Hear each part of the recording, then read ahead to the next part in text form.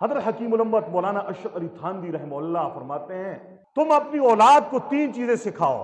فرمایا جس نے اپنی اولاد کو 3 چیزیں سکھا دی گویا اس نے اپنی اولاد کو سب کچھ سکھا دیا. جس نے اپنی اولاد کو 3 چیزیں نہ سکھائیں دنیا بھر کے علوم و فنون سکھا دیے, پی ایچ ڈی ڈاکٹر بنا دیا, انجینئر بنا دیا, کروڑوں روپے کا مالک بنا دیا, آپ نے اسے کچھ بھی نہیں دیا. جس نے اپنے بچوں کو 3 چیزیں دی اس نے سب کچھ دے دیا. فرمایا پہلی چیز اپنی اولاد کو سچ سکھاؤ. کیا سکھاؤ؟ سچ سکھاؤ. یہ نہیں کہنا بیٹا سچ بولو, اپنے کردار سے بتانا ہے. آپ نے اپنے گھر میں بچوں کے سامنے جھوٹ نہیں بولنا.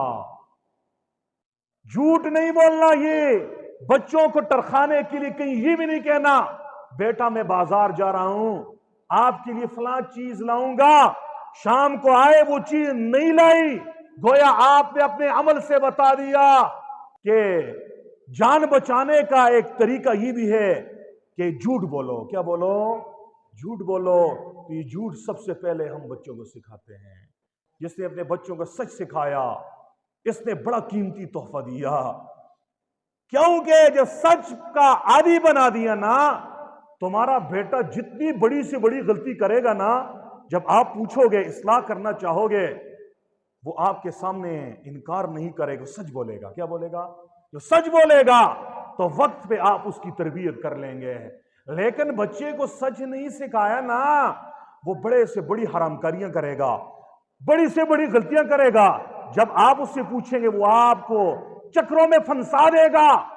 آپ سمجھیں گے یہ بڑا ولی اللہ ہے, آپ سمجھیں گے میرا بیٹا بڑا نیک ہے, میرا بیٹا جو ہے نا بہت ہی اچھا آدمی ہے, اندر ہی اندر سے وہ تباہ ہو چکا ہوگا. اس لیے مسلمانوں حضرت تھانوی رحمہ اللہ فرماتے ہیں بچے کو 3 چیزیں سکھاؤ. پہلی چیز کیا ہے؟ سچ سکھاؤ. کیا سکھاؤ؟ سچ سکھاؤ.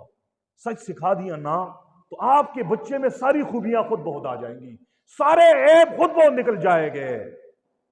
حضور نبی کریم صلی اللہ علیہ وسلم کے پاس ایک صاحب آئے نا, کہنے لگے اللہ کے نبی میں اصلاح کروانا چاہتا ہوں لیکن میرے گناہ بہت زیادہ ہیں. حضور نے پوچھا کیا کیا گناہ ہیں, کیا کیا عیب ہیں؟ فرمایا میں جھوٹ بھی بولتا ہوں, میں ڈاکے بھی مارتا ہوں, میں زنا بھی کرتا ہوں, میں غیبت بھی کرتا ہوں, ہر گناہ کا کام کرتا ہوں. ان سب کو میں یکدم نہیں چھوڑ سکتا, ایک گناہ کو چھوڑوں گا. حضور نے فرمایا ٹھیک ہے کلمہ پڑھ, ایک گناہ سے توبہ کر لے کہ آج کے بعد آپ نے جھوٹ نہیں بولنا. اس صاحب نے وعدہ کر لیا آج کے بعد جھوٹ نہیں بولوں گا. جب رات کا وقت آیا دل مچلا کہ جا کے فلاں گھر میں نقب لگا کر چوری کر دوں, فوراً اس کی ضمیر نے اسے کچوکا لگایا. کل جب حضور پوچھیں گے یہ چوری کس نے کی ہے, تحقیق ہوگی تو نے وعدہ کیا ہے جھوٹ میں نے نہیں بولنا, سچ بولنا پڑے گا. جب سچ بولو گے اور جھوٹ بھی آپ نے نہیں بول سکتے, سچ بولنا پڑے گا اور آپ پہ چوری کا جرم ثابت ہوگا, آپ کے ہاتھ کٹ جائیں گے. لہذا چوری نہ کرو. چوری سے باز آ گئے. دل پھر مچلا زنا کرتا ہوں. پھر یاد آیا جب حضور پوچھیں گے کہ زنا کیے نہیں کیا, میں جب سچ بولوں گا تو مجھے کوڑے لگ جائیں گے. چنانچہ کرتے کرتے ایک سچ بولنے کی وجہ سے اس صاحب سے سارے عیب نکل گئے, سارے گناہ نکل گئے, ساری خوبیاں خود بہت آ گئیں. اس لیے حضرت تھانوی رحمہ اللہ کیا فرماتے ہیں بچوں کو سچ سکھاؤ اپنے عمل سے. جب مائیں اپنے بچوں کو سچ سکھاتی ہیں نا پھر ان بچوں میں شیخ عبد القادر جیلانی پیدا ہو جاتے ہیں.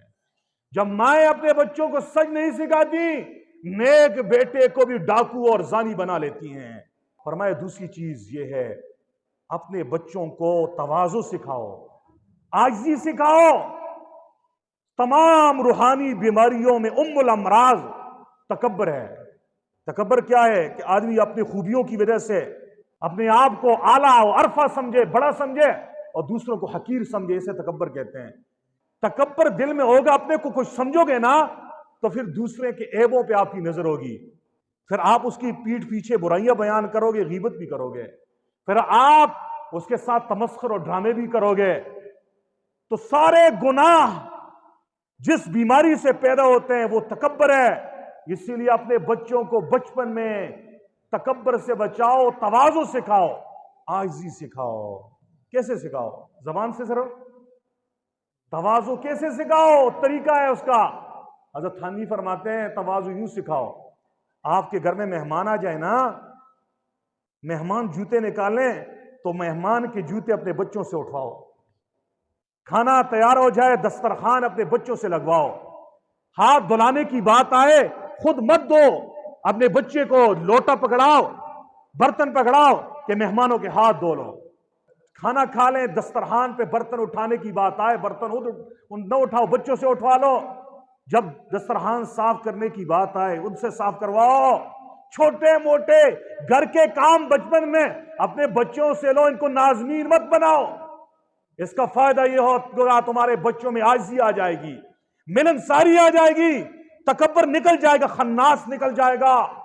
اگر بچپن میں تواضع نہ سکھائی، ان میں تکبر کوٹ کوٹ کے بھر جائے گا، پھر یہ کسی کو خاطر میں لائیں گے نہیں۔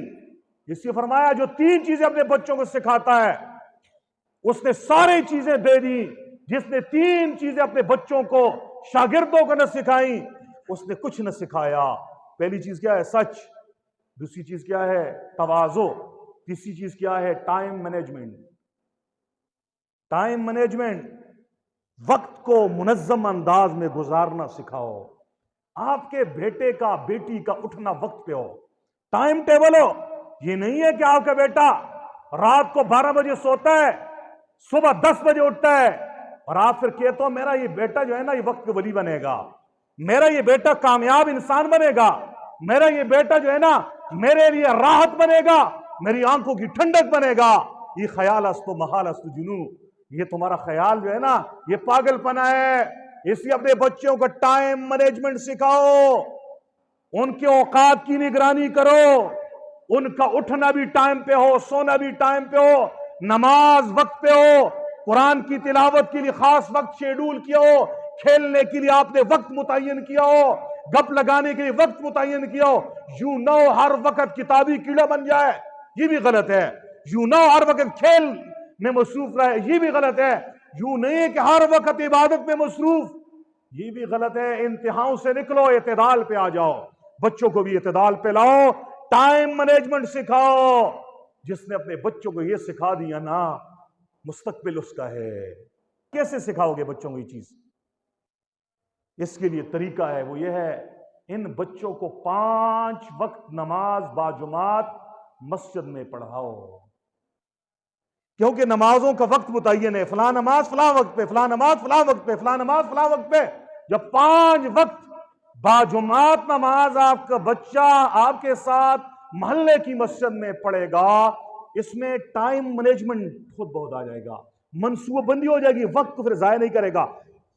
صبح کی نماز کے بعد آپ نے یاسین پڑھنی ہے بیٹا، اس کے بعد پارہ قرآن کریم کی تلاوت کا کرنا ہے، اس کے بعد ناشتہ کرنا ہے، اس کے بعد آپ نے اسکول کی تیاری کرنی ہے، زور کے بعد آپ نے اپنا ہوم ورک جو بھی شیڈول آپ دے رہے ہیں اپنے بچوں کو، ان کی تعلیم ان کی مصروفیات کو سامنے رکھ کر ایک منظم شیڈول انہیں دو۔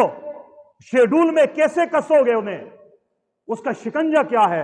وہ یہ ہے 5 وقت نماز کا بعد جماعت نماز کا پابند بنا لو۔ لیکن افسوس ہے نا، یہ تو وہ باپ کرے گا یہ چیزیں جو خود 5 وقت مسجد میں آنے والا ہو۔ ہم یہ چاہتے ہیں جب ہم قبر میں جائیں گے میرا بیٹا میرے پیچھے دعا میں ہاتھ اٹھائے گا، رب ارحمہما کما ربیانی صغیرا، اللہ جیسے میرے ماں باپ نے بچپن میں مجھے پالا ان پہ رحم فرما۔